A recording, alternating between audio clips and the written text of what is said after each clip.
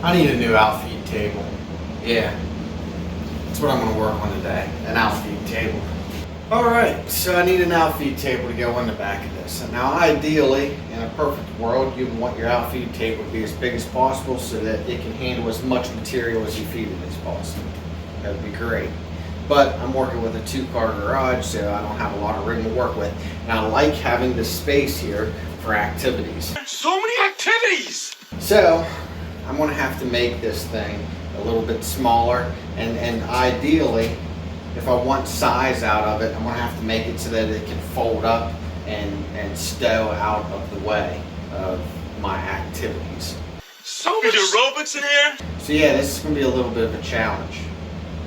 Let's get to it. Alright, so looking at the saw, it's got this bracket in the back, and it has 3 nice big gigantic holes. And I think those are for the outfeed table that Sawstop actually sells. But we're not going to go that route. We're going to build our own because it's going to be much cheaper that way. But yeah, this is a pretty solid piece, and I think these three mounting holes are going to be a pretty solid mounting point for this. That's what we're going to design this to, right there. I'm going to start out here with the piece that mounts to the table saw. Now this is going to be the piece that the entire table hinges from when it's raised and lowered. So this needs to be pretty solid, so I'm going to start out with a 2x4 for this piece. I'm milling this down not only to make sure that the board is completely straight, but I also want it to come in with a 3/4 inch piece of plywood on top of it to be about a 1/16 of an inch short of the top of the table saw.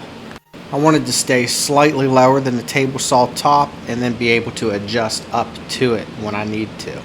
From here, I'm marking the 3 holes that are on that bracket on the back of the table saw onto the 2x4, and then I'm going to use that as my drilling points to add the threaded inserts that'll mount this thing to the table saw. If your saw don't have some sort of mounting holes on the back of it, you might have to get creative here if you're following along. I'm sorry.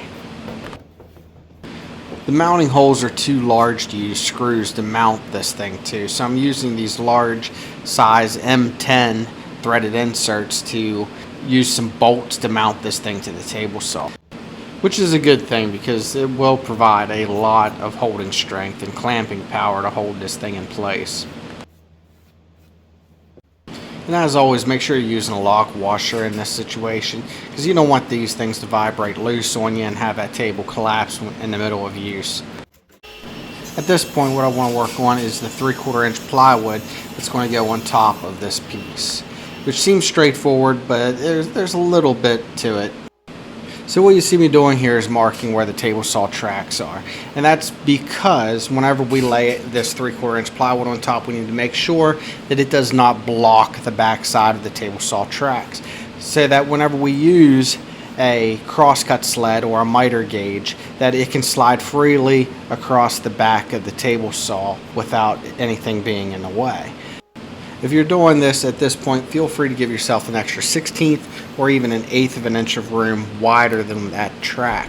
There's no reason to have a tight tolerance here because anything that's going through there at this point, going past the saw blade, should not need to be guided anymore. All we're looking for here is that nothing is in the way, so that nothing stops our table saw sled or our miter gauge or whatever else we're running through there.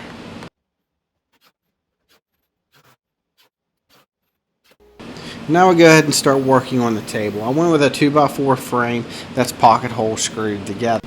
I milled everything down to be perfectly straight and to be the exact same thickness as the mounting bracket that I mounted to the back of the table saw. The importance of those two pieces matching up in thickness becomes important whenever you start mounting them together with a hinge.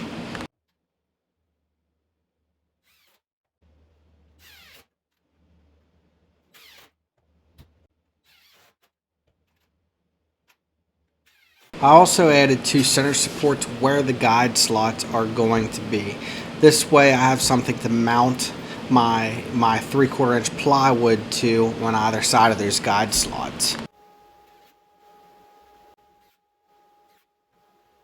Now that the framework is put together, I will install some plywood very much the same way I did the mounting bracket that's currently mounted to the table saw, except for on a larger scale.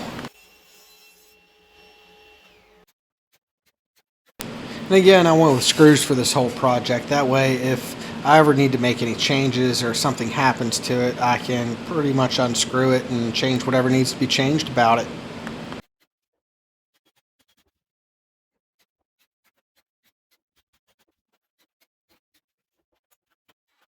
So then I took the mounting bracket off, put it on top of the table saw, and then flipped everything upside down, and then I used these heavy duty hinges to mount the two pieces together.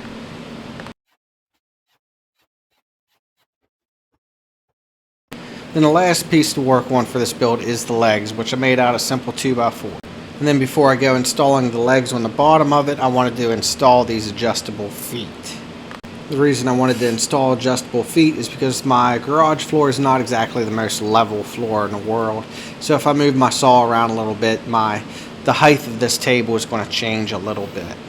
Then I attached the legs to the bottom with these hinges. Now these hinges are a little bit small. They're 1.75 inches. I think I should have went with something closer to 3 inches, something with a little more meat to them. The hinges aren't going to see many forces because all of the weight's going to set right down on a 2x4 naturally, but these hinges still are a little bit flimsy for my liking. You'll live and you learn. Someday I might change it. But for now, they're going to do the job just fine.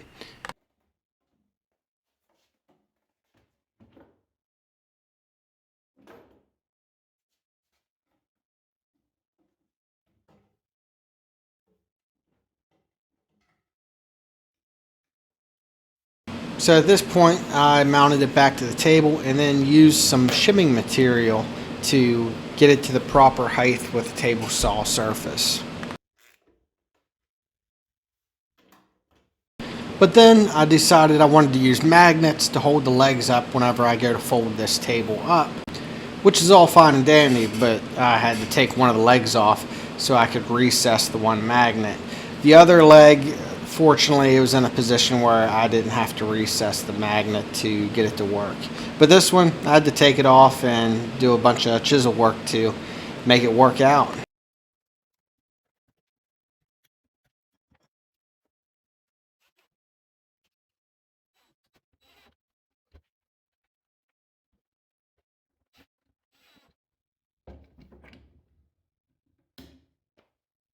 But with the magnets, that is it. And this is how this build works. And I'm really happy with how this thing functions. This has actually made a pretty big difference in the shop with making my table saw more convenient to use. I can cut pieces that are just shy of 6 feet long without having to set up a roller on the back of the table saw.